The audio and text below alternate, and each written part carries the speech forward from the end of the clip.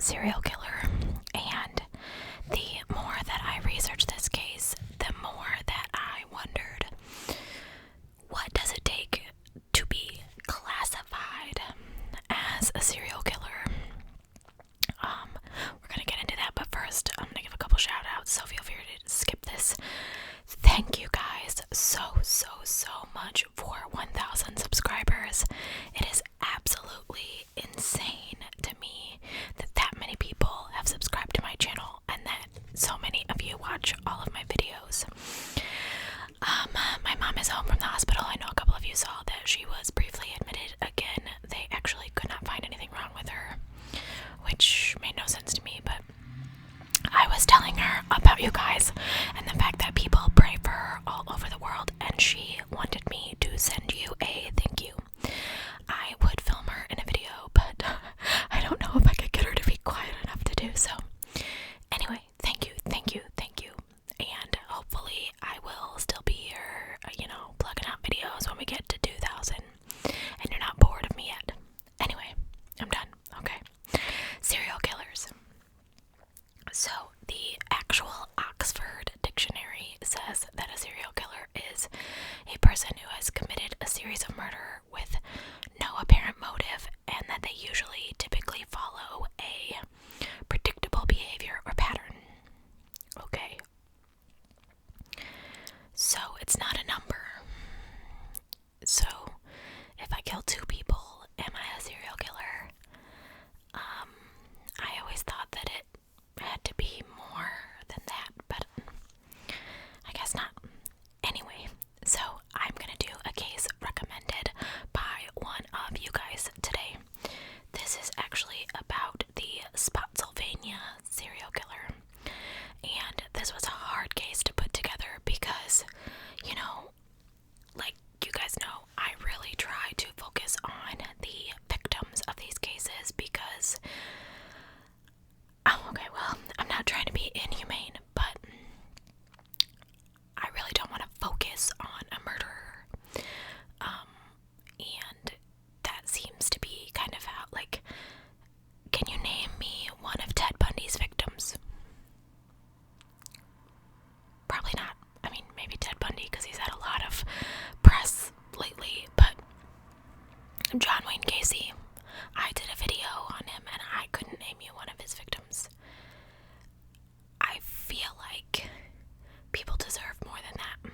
So, I'm going to talk to you about the victims, but I think that this is the hardest time that I have had trying to gather information about these girls. I couldn't find it.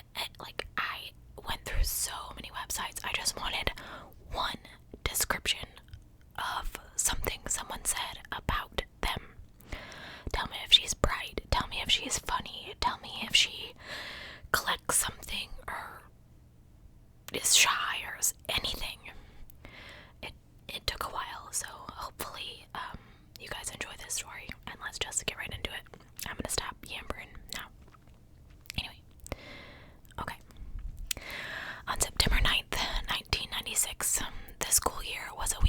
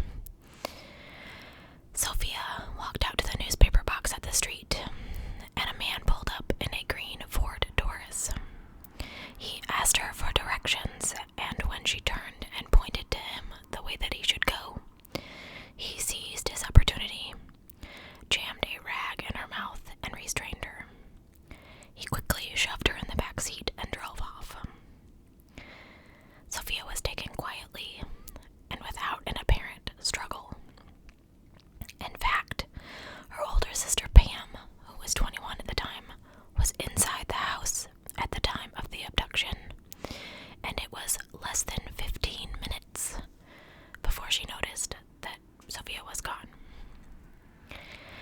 Despite the best efforts of the police, Sophia seemed to vanish into thin air. When her sister went looking for her, all she found was the can of grape soda and the homework.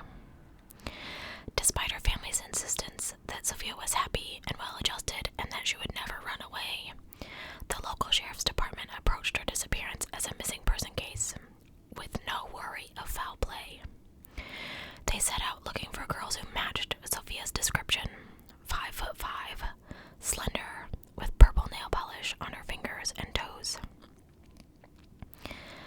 Sophia loved purple. She had discovered it that summer. It was the color of the bands on her braces, her backpack. Her eye makeup and jacket were purple. Her gifts to other people were purple-colored.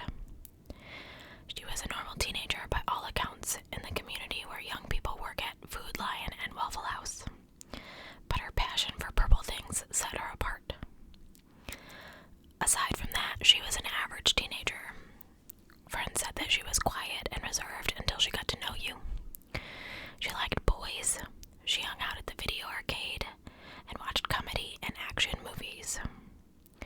Her friends tended to be teenagers from the neighborhood, and she wanted to be a beautician. She had just begun cosmetology classes as part of her high school curriculum. Her mother called the police at 9:30 p.m. Her husband was out searching. Friends and relatives, neighbors, members of the Fairview Baptist Church gathered at the Silva house, where sheriff's deputies began their investigation. 1 million children are reported missing every year. Many of them are runaways, but from the onset, very few people believe that Sophia left willingly, like I said. A search of hundreds of volunteers and rescue teams, dogs, and helicopters provided nothing. For 5 weeks, friends and family kept vigil. We waited. We hoped that she was just out, that she'd just come back, but she never did. On October 14th, workers breaking up a beaver dam 20 miles east in neighboring King George County found a body wrapped in a light blue-green moving blanket.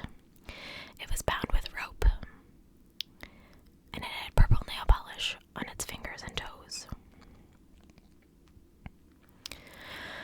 The autopsy could not determine the cause of death because the body was decomposed, but the medical examiner said it was probably strangulation, asphyxiation, or stabbing, which I don't understand.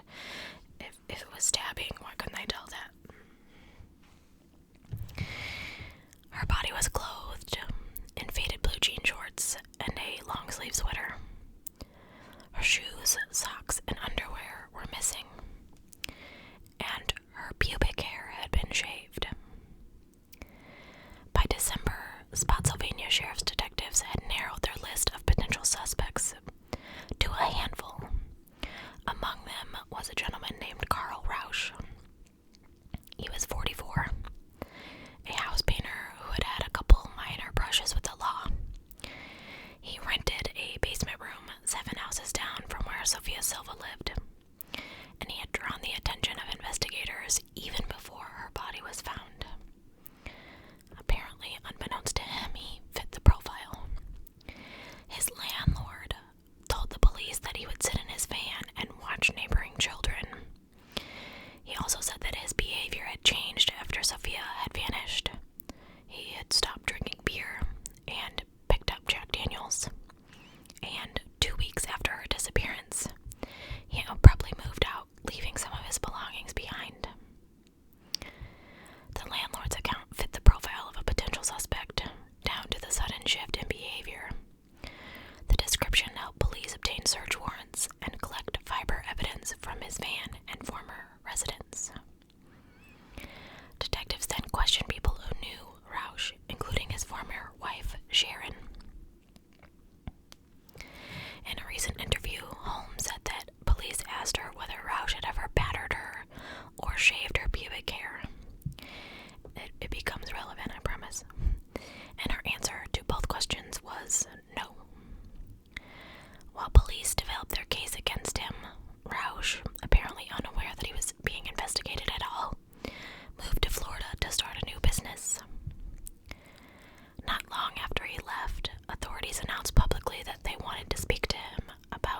Silva's case. His ex-wife said she called him and told him to return to Spotsylvania. Rausch packed his belongings and drove back immediately, arriving around Thanksgiving of 1996. Police then arrested him on outstanding charges stemming from shoplifting of a VCR. Kind of obsolete now, huh?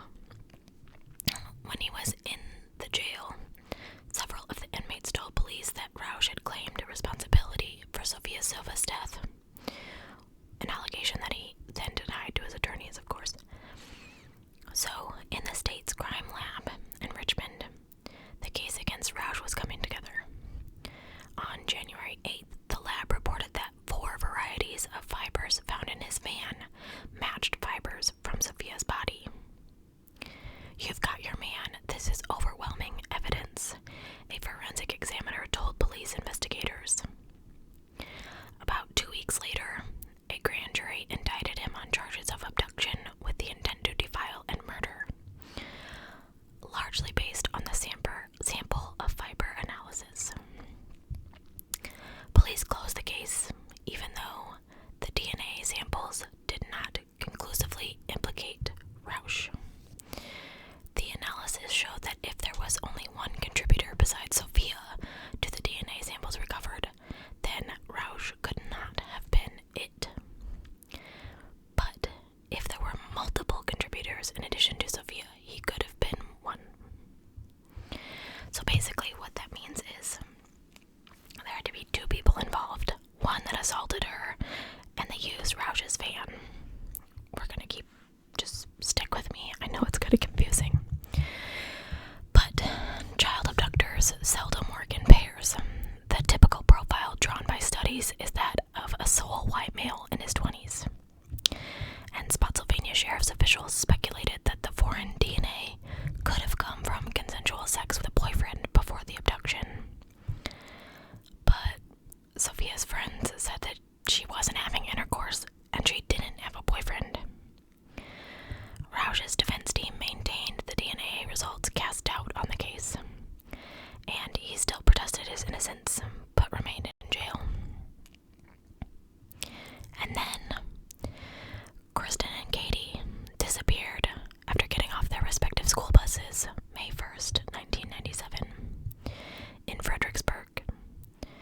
Kristin Lisk, age 15, and her 12-year-old sister Kati got off their separate school buses as usual about 3 p.m. It was a Thursday. Kati went inside and left Kristin standing in the driveway. They were gonna go, I can't remember where, they were gonna go do something. I didn't mark it in my notes. Kati tossed her books on her bed and went back outside. And oddly, her sister was gone. Instead, in her place, there was a man and a green Ford Taurus in the driveway with his trunk up. The man waved Kati over and spoke. She walked towards him, and when he got close enough, he grabbed her, twisted her arm, and tossed her in the trunk on top of her sister and slammed the lid. Now, I'm not going to talk to you about what he did to these girls because you know what he did. He assaulted them and then he killed them. At this point, the girls normally called their father after work when they got home. He couldn't get a hold of them and left work early and drove the 20 minutes home when no one answered the phone. He found Kristin's book bag with a ladybug good luck charm attached to the zipper next to her geometry book on the lawn. He called friends and neighbors and then the police. Of course, they found no signs of foul play, and officers deduced early on that Kristin and Kati did not run away. Now, young friends of Kati called her a generous girl who always put other people before herself. She was the quieter of the 2 sisters. She loved her cat named Sassy and R.L. Stein's Goosebump books. She played the piano and the clarinet, and she wanted to be a cartoonist for Disney someday, which I think is so cool. Kristin's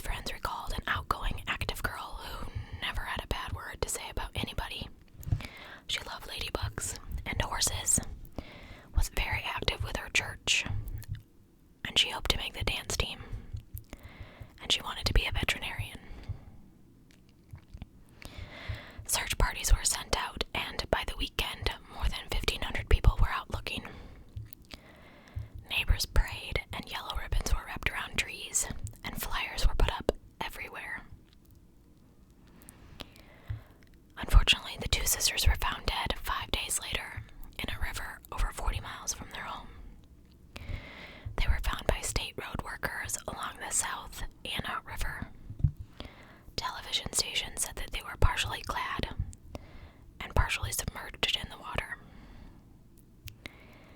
Although police insisted that there was no link in these two cases, evidence in the Liske case would soon cast more doubt on this. Investigators now acknowledge that they did not immediately identify what they later said could have been a signature left by the killer on the bodies. They all had their pubic hair shaved.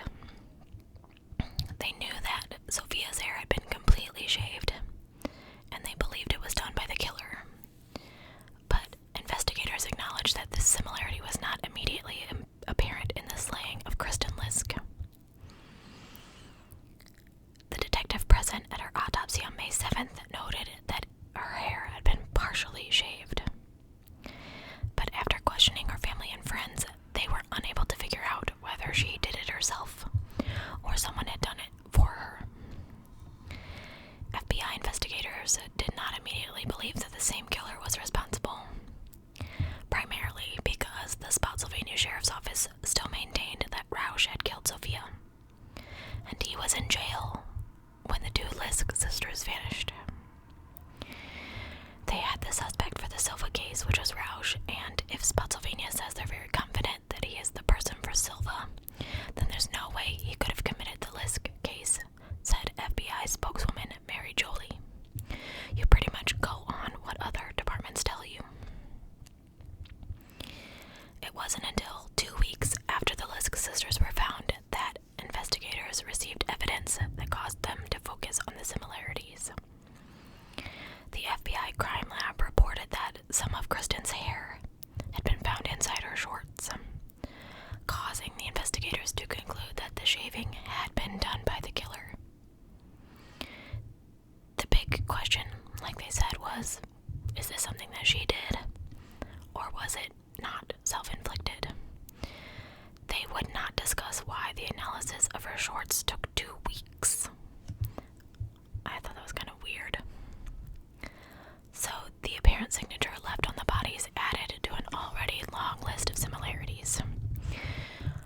The deceased girls were all the same age, roughly, all slender, with dark hair.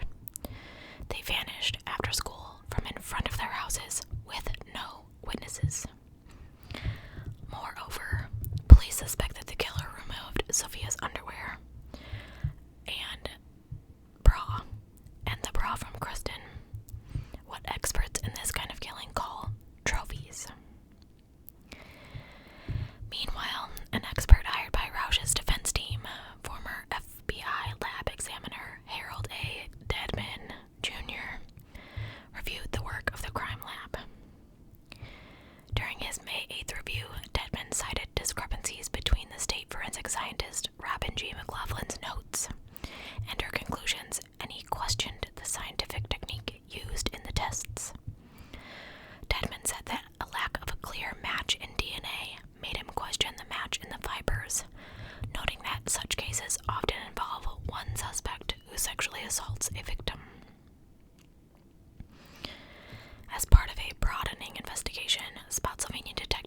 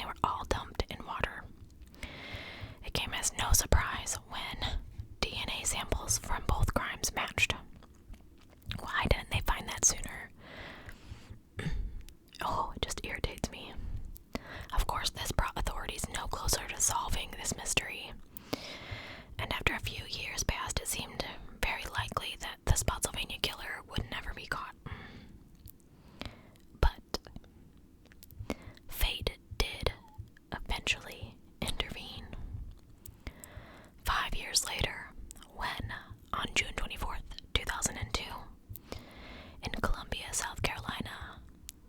Kara Robinson was alone watering plants in front of her friend's house before they were headed to the lake, when a stranger pulled up in front of the house.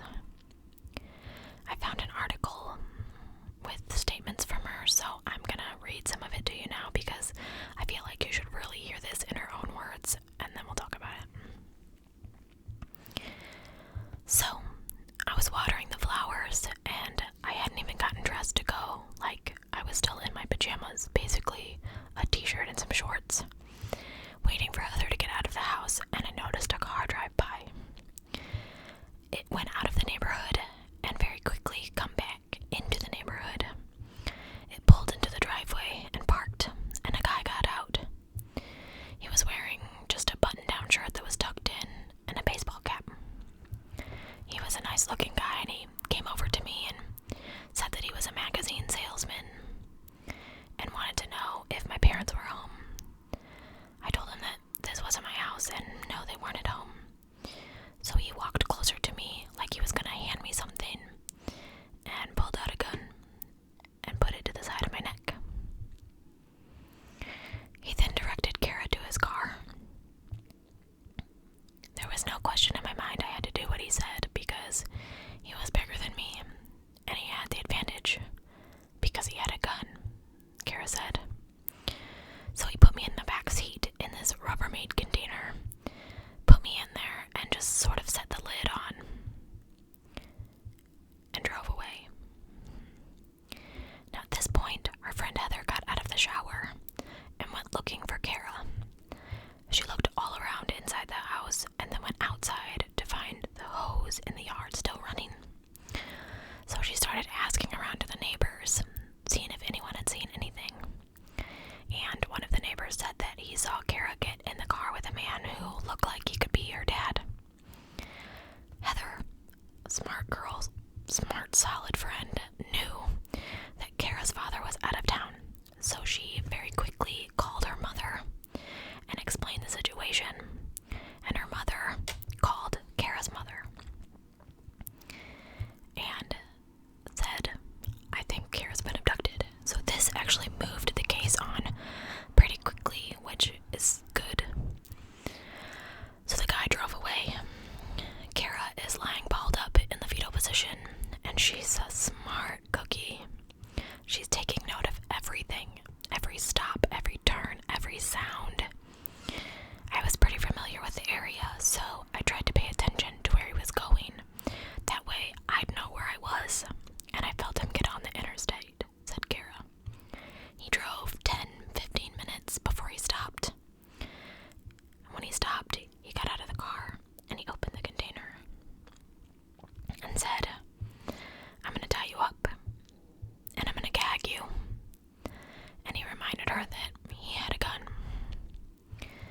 He restrained my wrists and ankles and gagged me and then put the lid all the way on the container at that point. He drove for a couple of more minutes, and when he parked, he actually carried the container with her in it somewhere. He set it down and then drug it. At one point, I could tell that he drug it over concrete, like the texture.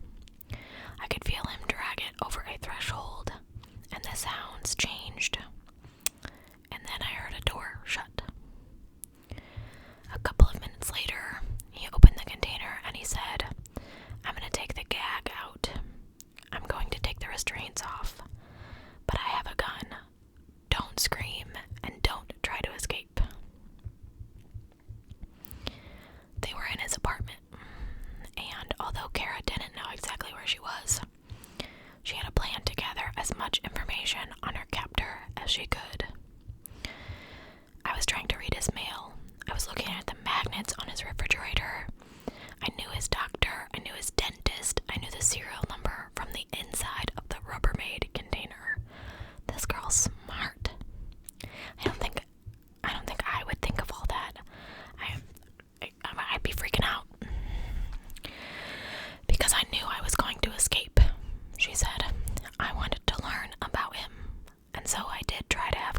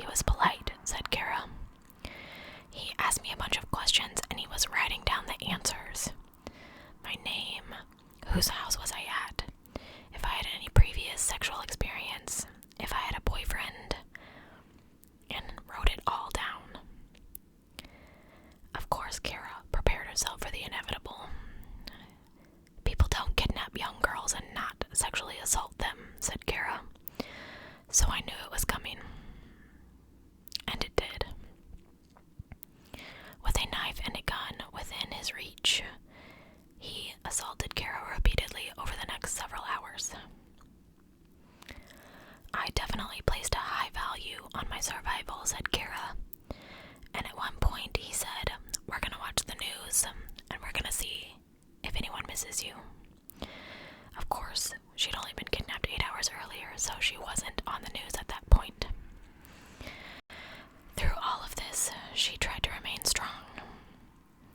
He tried to put her back in the container at one point to make a phone call to his wife, and she had a panic attack, which, through all that, she'd been so strong, and that container then made her have a panic attack. I don't know, poor little thing. She's not little anymore, but, I'm so proud of her, and I don't even know her, for keeping a clear head and trying to figure, number one, deciding that she was gonna escape, and number two, getting all the details that she could. Anyway, at this point, it's time to go to bed. He put handcuffs on my wrist, and he had a rope coming up from the bed frame. On the end of the rope, there was one of those C-clamps that was attached to my handcuffs.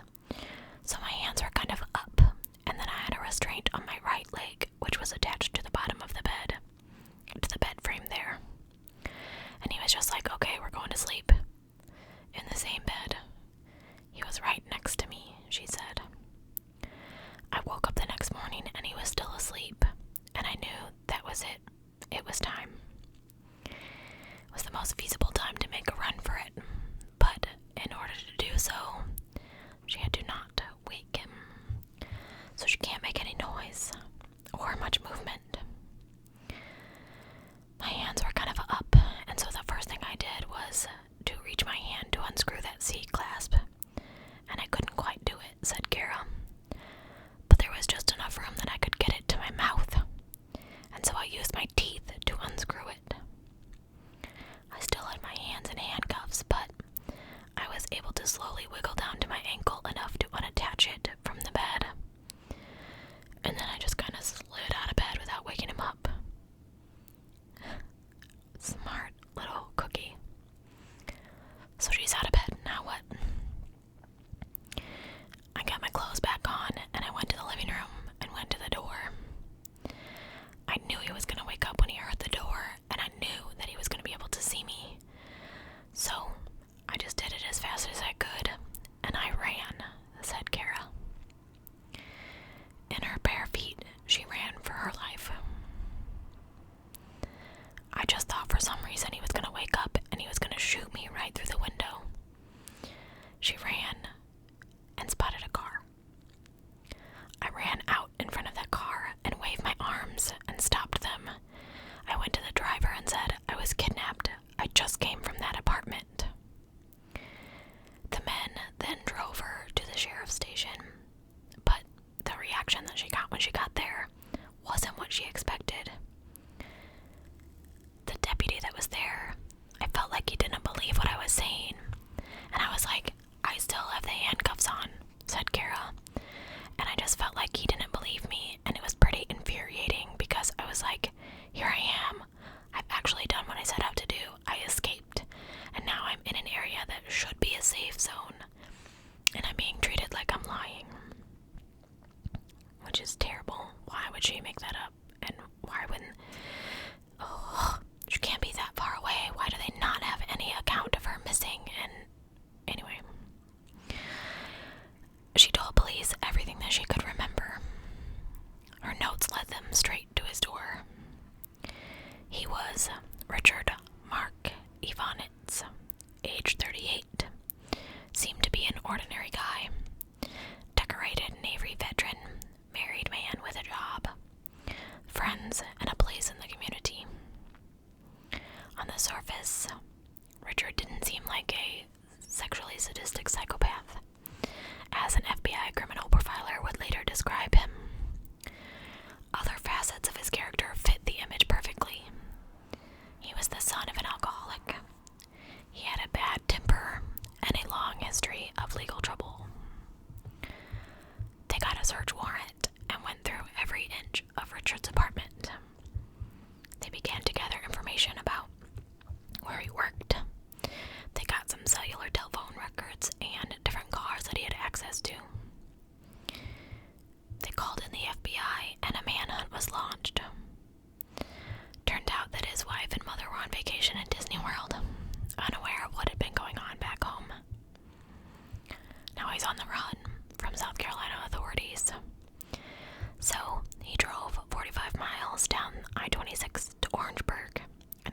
sister. Police say that she met him there soon afterward. It's unclear why Kristin helped her brother. I don't know if I would help my brother if he called me and told me that he had abducted a girl and was trying to get away. Probably not. I'm gonna say no. About 5:30 p.m. that Tuesday, Kristin checked herself and Richard into a Days Inn along the highway in Orangeburg.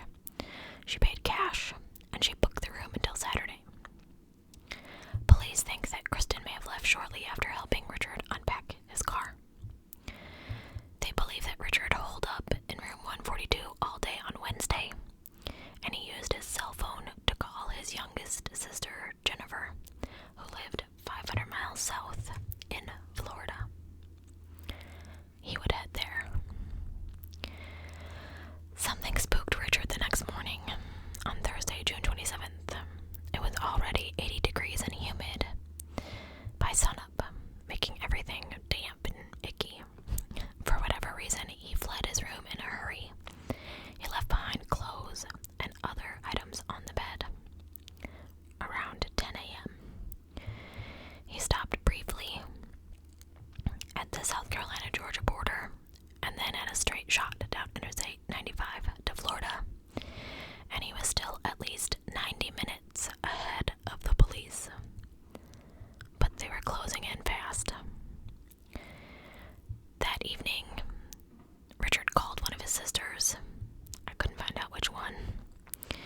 He confessed to all kinds of crimes, but gave very few details. He then entered Florida and headed down Interstate 75 toward Sarasota.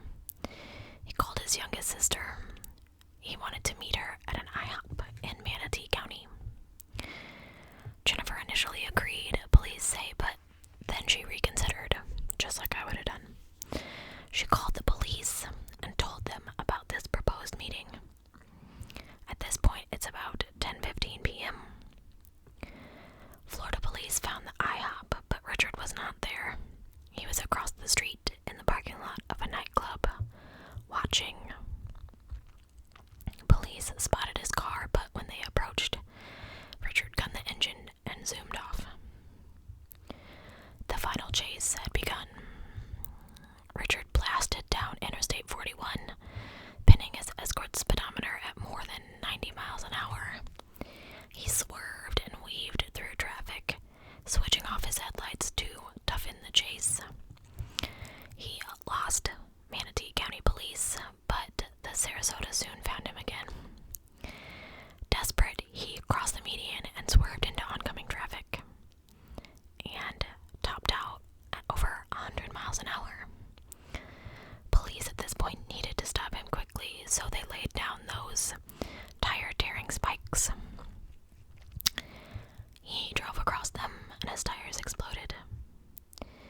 He drove on, steel tire rims clattering. Richard soon found himself hemmed in at the posh Baymont section of Sarasota. He would make his stand in front of a Marina Jack's restaurant. When his escort came to a halt, he pulled out his gun. 15 officers surrounded him, and then police dogs. He put the barrel of his .25 in his mouth and pulled the trigger. When Kara Robinson heard that her kidnapper and rapist committed suicide, she was mad because he got the easy way out. And she was disappointed because she wanted to have her day in court across from him. I wanted to look at him, and I wanted him to look at me across a courtroom and know that choosing me was his biggest mistake, she said.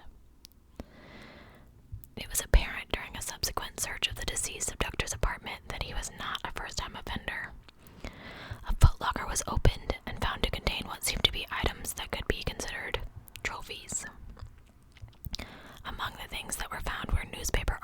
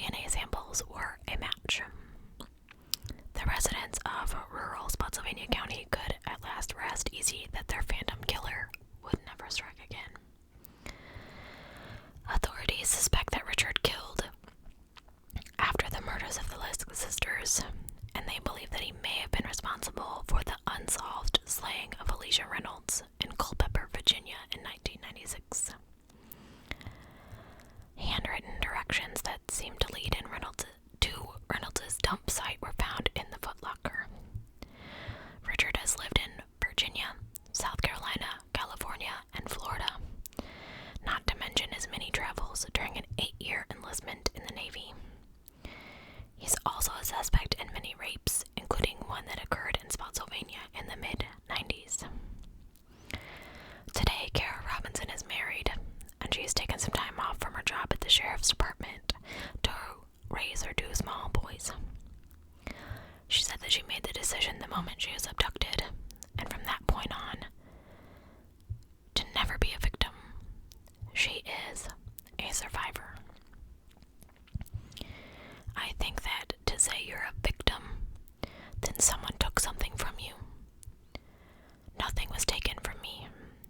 I refuse to give that man that power, said Kara. I don't even know her, and I'm proud of her. Like I said, what fortitude it must have taken to know that this man has abducted you and that he's going to assault you, and to still be absolutely determined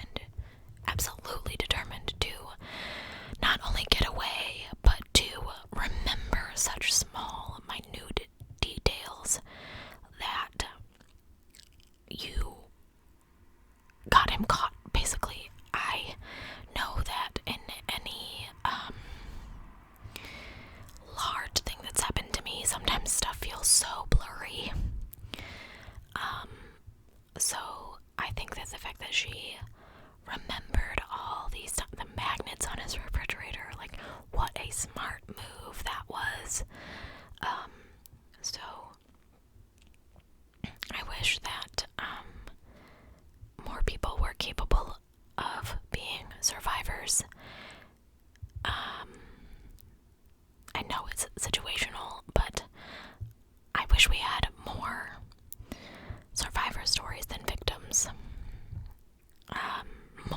I don't consider it a happy ending per se, but it is a happy ending. She is still here with us, and he did not murder her, and while he did assault those other people, this girl came out stronger and took that sucker down, and I'm proud of her. There goes the guy cutting his engine again. Why does he always do that every time I film? It's like he can see me. I know there's a window behind me, but he can't see me. Anyway, again, thank you guys so much for watching. I have a couple other cases that I'm hopefully going to be filming for you soon, and I hope you enjoy.